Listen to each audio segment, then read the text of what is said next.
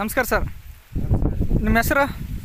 ಇದು ನಾವು liquid ಕೊಟ್ಟಿದ್ವಲ್ಲ Kiran company ವತಿಯಿಂದ, ಇದನ್ನ ಈಗ ಬಳಕೆ ಮಾಡಿದಿರಲ್ಲ, ನಿಮಗೆ ಏನು ಅನಿಸ್ತೈತ್ರಿ ಇದನ್ನು? ನಮಗೆ ಒಳ್ಳೆ ಬೆಳೆ ಬಂದೈತ್ರಿ ಇದು. ಹಾಂ, ನಮಗೆ 3/4 ಎಕರೆ ಇದು ಇರ್ಬೋದ್ರಿ.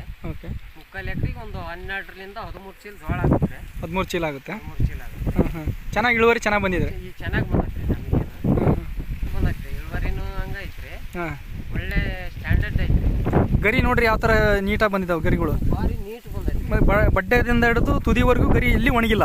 ಎಲ್ಲಿ ಒಣಗಿ ಇಷ್ಟೆಲ್ಲ ಆಲ್ರೆಡಿ ಕಟಾವು ಕೊಯ್ಯಕ್ಕೆ ಬಂದೈತೆ ಅಂದರೂ ಗರಿಗಳು ಮಾತ್ರ ಒಳ್ಳೆ ಹಸಿರಾಗಿನೂ ಹಂಗೆ ಇದ್ದಾವೆ. ಚೆನ್ನಾಗೈತ್ರಿ. ಫಸ್ಟ್ ಸಲ ನಾವೇನು ಹಾಕಿದ್ರು ಅಷ್ಟು ಇಳುವರಿ ಬರ್ತದಲ್ರಿ. ಓಕೆ. ಈ ಸಲ ನಿಮ್ಮದು ಯೂಸ್ ಮಾಡಿಂದೆ ಭಾರಿ ಗುರತ್ತಾಗೈತ್ರಿ. ಒಳ್ಳೆ ಓಕೆ, ಚೆನ್ನಾಗೈತ್ರಿ. ಇದು ನಮ್ಮದು ಲಿಕ್ವಿಡನ್ನು, ಈ ಬಾಸನ್ನು ಲಿಕ್ವಿಡ್ ಕೊಟ್ಟಿದ್ವಿ ನಾವು ನಿಮಗೆ.